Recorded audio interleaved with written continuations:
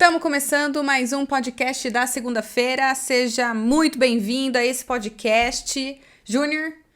Oi, pessoal, tudo bem? Muito bom estar com vocês. Nossa, você sempre fala isso. Você tem que mudar. Bom, tudo bem. Bom, pessoal, hoje a gente vai falar... Mas é muito bom estar com vocês. Tudo bem. É muito bom mesmo. Mas hoje a gente vai falar sobre injustiça. Semana passada a gente falou sobre o Salmo 23, foi muito legal o podcast. Se você não ouviu, depois desse aqui, continua, ouve o primeiro dessa série, vale bastante a pena. A gente está falando sobre, no Radiação, nós estamos falando sobre uma série de lamentos, né? O quanto de esperança a gente pode encontrar num tempo de lamentar. E aí o Júnior tá usando o livro de Lamentações como base. Mas aqui no podcast a gente traz a proposta de fazer a leitura de 3 salmos que trazem canções de esperança. Isso, hoje é o Salmo 62. Muito bem.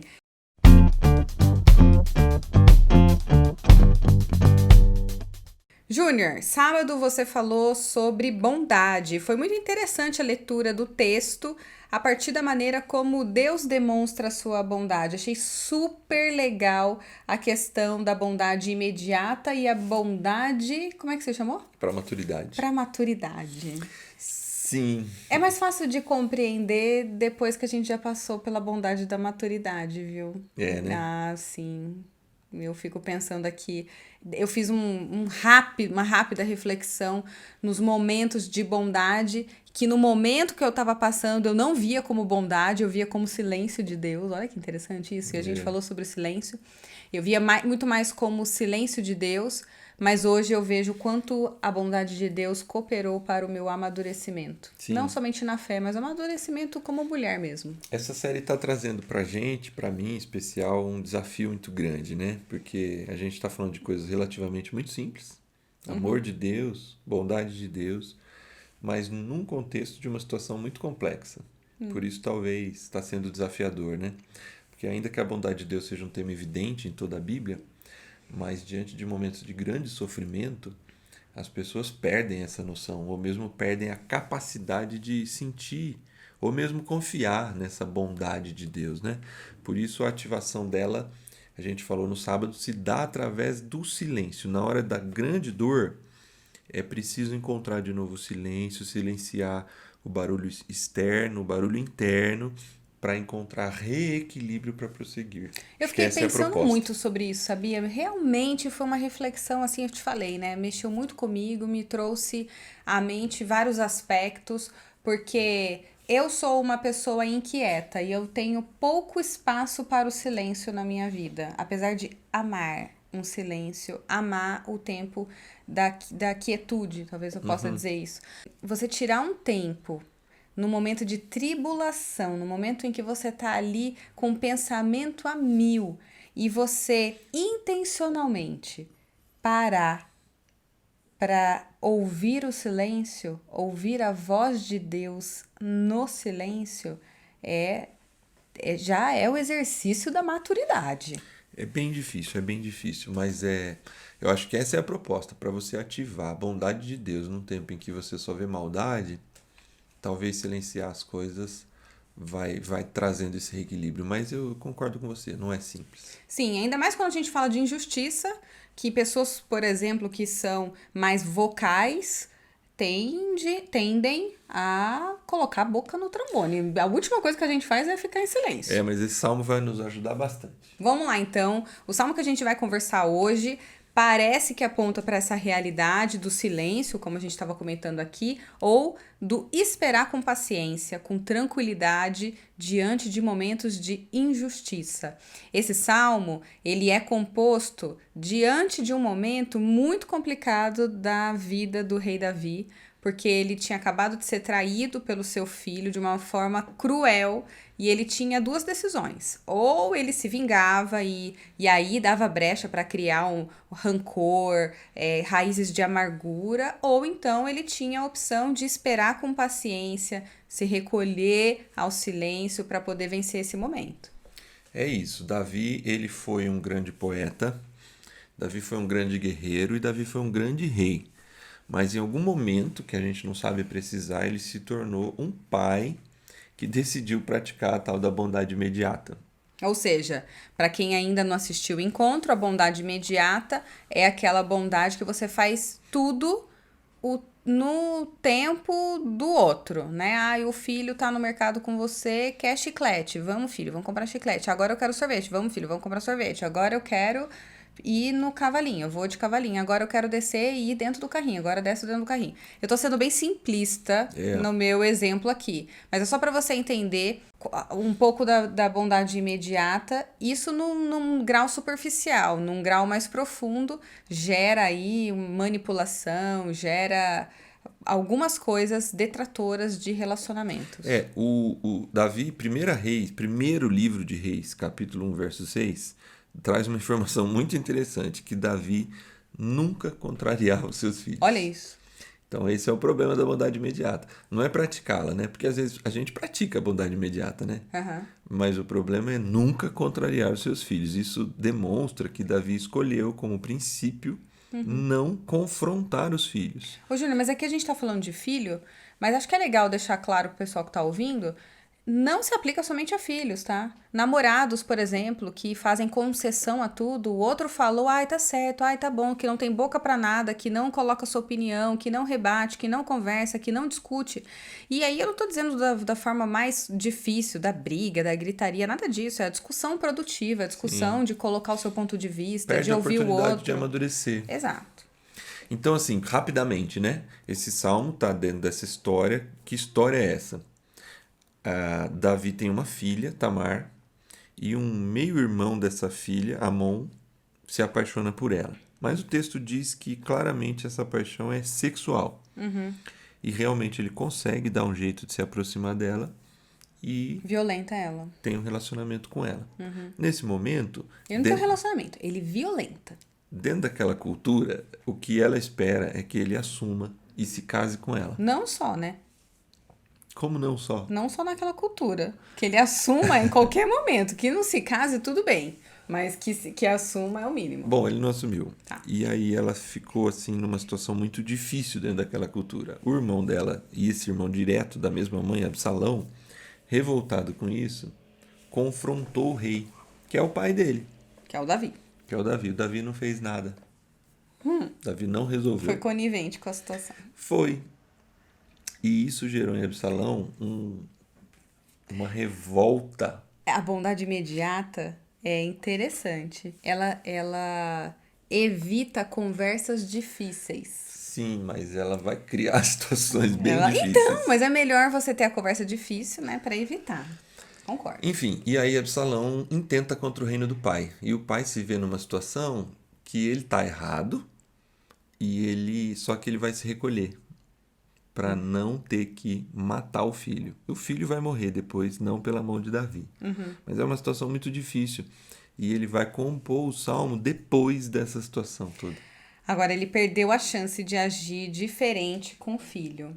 Ao mesmo tempo, uma situação não justifica a outra. Um erro não justifica o outro. E é nesse ponto que começa o lamento desse salmo e também aparece a esperança. Mais uma canção de esperança, como a gente falou, né? Vamos olhar para o Salmo? Vamos. Pessoal, o Salmo é o 62, como o Júnior disse aqui na introdução do podcast. E aí, só uma ressalva, ao invés da gente ler o Salmo completo, a gente vai ler por parte e vai comentando. É isso aí. Agora eu vou ler dos versos 1 até o 4. Isso. Tá bom? A minha alma descansa somente em Deus. Nele vem a minha salvação. Somente Ele é a rocha que me salva. Ele é a minha torre segura. Jamais serei abalado. Até quando todos vocês atacarão um homem que está com o muro inclinado, como uma cerca prestes a cair? Todo o propósito deles é derrubá-lo de sua posição elevada. Eles se deliciam com mentiras, com a boca abençoam, mas no íntimo amaldiçoam. Pausa. O tema presente aqui nesses primeiros 4 versos, se você ler de novo aí na sua casa, é falsidade. O poeta está dizendo assim, existem pessoas que veem o erro de alguém, veem a falha de alguém, né? Um muro inclinado, uma cerca prestes a cair. Vê uma brecha. Tem algo errado ali, né? Tem. E em vez de ajudar, aproveitam para terminar de derrubar. E o pior da construção do Salmo, não derrubam de cara limpa. Não vão de frente e derrubam. É como quem diz assim, não, tô indo aí te ajudar.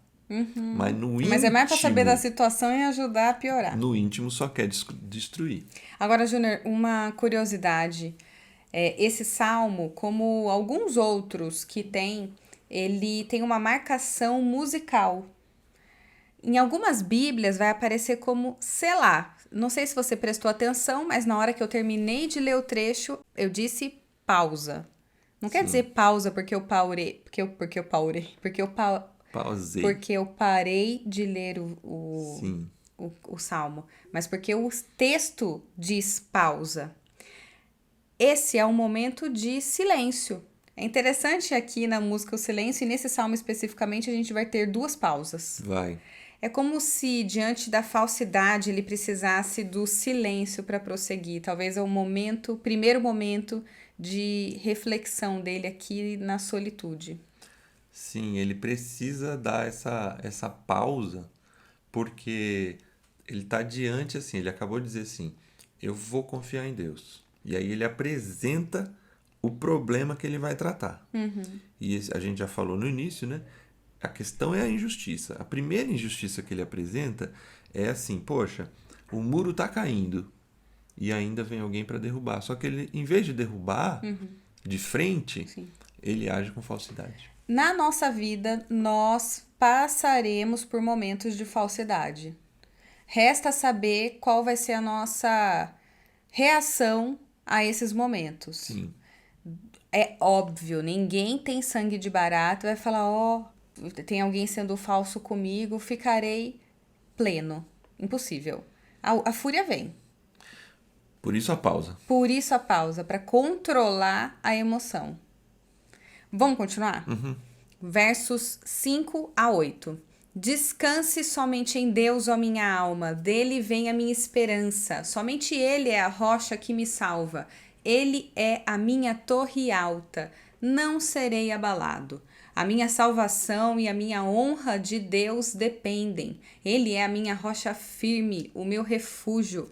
Confiem nele em todos os momentos, ó povo. Derramem diante dele o coração, pois ele é o nosso refúgio. Pausa. Isso. Essas 2 pausas, vamos começar da primeira, voltar na primeira, né? É muito interessante assim para quem está acompanhando a música, né?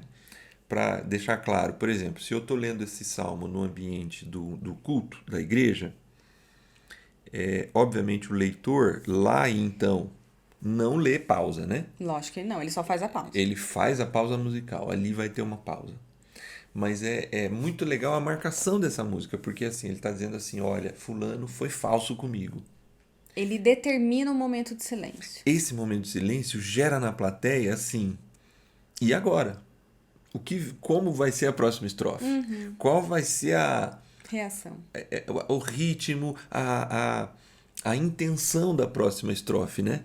Porque, como você disse, é muito difícil sofrer injustiça. E principalmente quando ela mostra a sua cara por meio da falsidade. Gente que fala por trás, gente que você sabe às vezes que está falando mal de você por trás e na sua frente te trata bem. Tudo isso é muito difícil. E aí tem a pausa, porque fica aquele suspense na plateia. Qual vai ser o tom, qual vai ser o clima, a temperatura do coro, né? Porque a gente está agora nessa segunda parte que você leu, diante do coro. Nesse caso aqui, é Davi, o homem mais poderoso do país, o rei daquela nação, e ele está diante de uma possibilidade de vingança, só que ele decide tomar outro caminho, ele decide esperar em Deus, incentivar as pessoas a confiar em Deus. Os salmos de Davi, no geral, eles têm essa característica, eles demonstram bastante a inquietude do salmista, mas ele sempre vem com uma palavra de eu descanso em ti, eu espero a vingança de ti, Senhor, olhe para mim, será que o Senhor me abandonou? E depois no próprio Salmo ele vê a provisão de Deus e ele proclama através da música a, a sua crença de que Deus não o desampara. É muito legal o que você acabou de falar, porque através da música, perceba que ele viveu já a situação e agora ele sentou para escrever uma música. Virou poesia. Então, de alguma forma, ele está dizendo assim: eu tive que acalmar meu coração, eu tive que descansar. Porque senão eu ia fazer muito pior do que eu fiz, ia ser muito pior do que tudo que aconteceu. Já é uma situação difícil. A família de Davi, de Absalão para frente, vai virar uma confusão muito grande, muito grande. Só que esse homem vai diante de Deus e encontra alguma paz para prosseguir Agora olha que no meio da bonito, injustiça. porque ele consegue transformar a dor dele, o lamento dele em canção. E isso é a maturidade, isso é a... Como é que você chamou? Bondade A para bondade maturidade. para maturidade. É. Mas veja que tudo isso está ligado à última parte da música, que vem depois dessa segunda pausa, que você fez, os versos de 9 a 12. Vamos ler? Vamos. Os homens de origem humilde não passam de um sopro. Os de origem importante não passam de mentira. Pesados na balança, juntos não chegam ao peso de um sopro. Não confiem na extorsão, nem ponham a esperança em bens roubados. Se as suas riquezas aumentam, não ponham nelas o coração. Uma vez Deus falou, 2 vezes eu ouvi, que o poder pertence a Deus. Contigo também, Senhor, está a fidelidade. É certo que retribuirás a cada um conforme o seu procedimento. Se na primeira estrofe o tema é falsidade, aqui o tema parece ser corrupção. Porque ele fala aqui peso na balança, extorsão, bens roubados, riquezas que aumentam. Sim. Só que percebe o seguinte, depois de mais um silêncio, Davi ele chega a uma conclusão nessa segunda estrofe, né? Porque perceba assim, né? Presta atenção na estrutura. Na primeira estrofe tem um problema, falsidade. Sim. Na do meio não tem problema nenhum, só mostra a confiança dele em Deus. Que ele se refugia em Deus, que ele descansa em Deus, somente Deus é a rocha da salvação nele. E ele convida as pessoas, confiem nele, confiem em Deus. Mas o momento de reflexão ele serve para isso mesmo, para lembrar aonde que você ancora, tá certo? Ancora certo. a sua confiança. Quem é que é o seu auxílio em momentos de adversidade? Quem é o seu protetor? Ele traz aqui, eu acho linda essa relação da torre alta, né? O forte. Eu acho muito bonita essa analogia com um símbolo tão importante que é uma torre segura, uma torre alta. Mas essa última parte ela é muito importante para essas conclusões todas de Davi. Porque ele está adiante, e a gente hoje está vivendo isso, né, no nosso país, no mundo em geral, esse tema da corrupção. Então hoje, a gente vive, é muito até difícil falar disso, né? Sim. Porque a gente vive uma polarização muito grande. E qualquer lado da polarização vai julgar o outro como errado. Sim. E aí, você sempre, se você está do lado certo, o que parece que você quer é a destruição do lado errado. É aqui que eu acho que o Salmo tem uma percepção fina, muito importante. Quem é o corrupto dessa última parte do Salmo? Ele fala dos humildes ou pobres e dos poderosos. Ninguém está de fora. Parece que a percepção de corrupção é ampla. Todos os homens são corruptos. Aqui você citou, né, o homem mais poderoso da sua nação. Ele vai dizer assim, eu acho que é o ponto mais importante desse salmo. O poder pertence a Deus. Ouvi uma vez, quer dizer, Deus falou uma vez e eu ouvi duas. E é uma ideia de ênfase assim, eu registrei isso. Isso aqui é importante, ó. O poder pertence a Deus. É uma frase bem curta, direta, mas que ajuda a compreender toda essa canção. Existe falsidade, a corrupção, e isso machuca, isso desgasta, mas a ação humana, em alguma medida, mesmo daquele que talvez é o justo na relação com a injustiça, vai gerar algum tipo de violência e corrupção, também um contra-ataque. Então, por exemplo, voltando para a situação, vamos pensar no governo americano, né? Para não falar do governo brasileiro. O Biden ganhou a eleição. Ganhou. O Biden tinha duas chances ali: inflamar a nação contra o time ali do Trump, Aham. ou tentar baixar a poeira e tentar de novo falar para os americanos que a gente é todo mundo uma nação. Foi, parece que o caminho que o Biden tentou. A gente não está lá, mas eu estou usando esse exemplo para dizer assim: quando alguém que pronto, venci o que estava errado, né? A chance da gente cometer o erro também é isso que está presente aqui. Por isso que ele reforça: o poder pertence a Deus, o poder é de Deus. Confie em Deus, não confie na sua riqueza, confie na fidelidade de Deus. No final do Salmo, ele aponta para. Ele diz que Deus retribui conforme o procedimento. De cada um, né? Exatamente, como cada um se porta. Parece que aqui a confiança volta para as pessoas que fazem o bem e aí você tem a punição dos maus. É verdade, está presente isso, mas sob quais condições? Essa é uma pergunta importante. Porque aqui a gente precisa conhecer um pouco mais dos Salmos de Davi, senão a leitura vai cair. Porque na hora em que eu falo assim, eu sou melhor e agora eu estou certo e agora eu vou te punir, eu estou com grandes chances de praticar falsidade e corrupção. Certo. Além de se ancorar numa meritocracia. E a gente já sabe que Deus não vai por esse lado da meritocracia somente. Né? Tem um salmo que pergunta assim: quem que vai se apresentar diante de Deus? Aquele que é limpo de mãos e puro de coração. Quem é limpo de mãos e puro de coração? Difícil. Inteiramente limpo de mãos e puro de coração. Davi ele vai dizer no outro salmo assim que a gente só bem-aventurado o homem que Deus não imputa os seus erros sobre ele. Então, assim, uma leitura mais ampla dos Salmos, essa temática da retribuição, ela vai ser vista de uma outra forma. Porque a gente vai perceber que diante de Deus, para ser julgado, vai ser necessário descansar em Deus, confiar na sua misericórdia, ser alcançado por seu amor, sua bondade e sua graça. Está lá presente a ideia de retribuir conforme o procedimento, mas está presente nos Salmos uma percepção daquilo que a gente chama no Novo Testamento de graça de Deus. A vitória sobre a corrupção e a injustiça não é a ação violenta do justo, mas é a confiança de que Deus é quem detém o poder e Ele sabe como lidar com cada situação. Eu gostaria de trocar a palavra reação violenta por contra-ataque.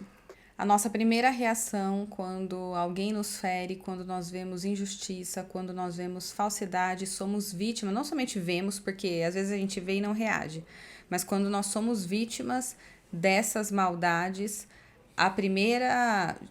no geral, a primeira reação não é buscar o silêncio, não é se retirar, não é olhar para dentro e ver aonde essa situação vai levar. É o contra-ataque. Então, eu acho que a gente tem muito para aprender com essa canção, porque a falsidade e a corrupção, elas vão nos atingir em algum momento da vida, as pessoas vão nos magoar, às vezes intencionalmente, outras não. A corrupção ela vai se apresentar como uma grande opção. E corrupção entra aqui não somente a coisa do errado, mas de pegar o atalho, de tentar contra-atacar da sua maneira, não esperar o tempo de Deus. E eu acho que o que está em jogo aqui é uma busca por poder, por riqueza, talvez por justiça, reconhecimento, mas não aguardando o tempo de Deus, mas sim pelas suas próprias mãos. E não dá pra gente confiar nessas coisas, né? Porque elas podem até, num curto momento, ou para algumas pessoas, ser a fuga, ser a fonte mesmo do resultado ali, do que vai ser o final. E algumas pessoas vão ter que exercer poder e algumas pessoas terão riqueza. Sim, e tudo bem. E tudo bem. O que tem que estar em chave aqui é a confiança em Deus. Davi, ele só saiu vitorioso no meio dessa traição, e olha que era família, hein? Não porque ele fez tudo certinho, porque a Bíblia mostra o caráter de Davi, o quão errado ele foi. Todo erro começou, na verdade, em Davi, né? Sim. Ele não corrigiu os filhos. Absalão deu a chance para ele Exato. de corrigir, mas ele não fez. A forma como ele lidou o tempo todo, ele sofreu a consequência disso. E ele sentiu na pele. Sim. Só que, tudo bem, a gente não vai demonizar o Davi aqui, De jeito porque nenhum. o Davi é um ser humano que podia ser trocado por Júnior e por Ana Paula, a história Exatamente. dele. Em algum momento ali a gente iria cair da mesma forma que ele caiu.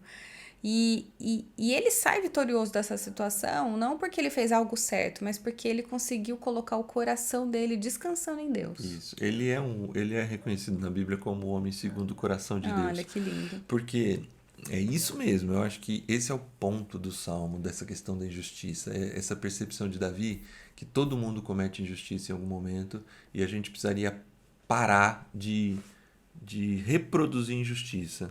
E esse parar de reproduzir injustiça passa por descansar em Deus e confiar nele.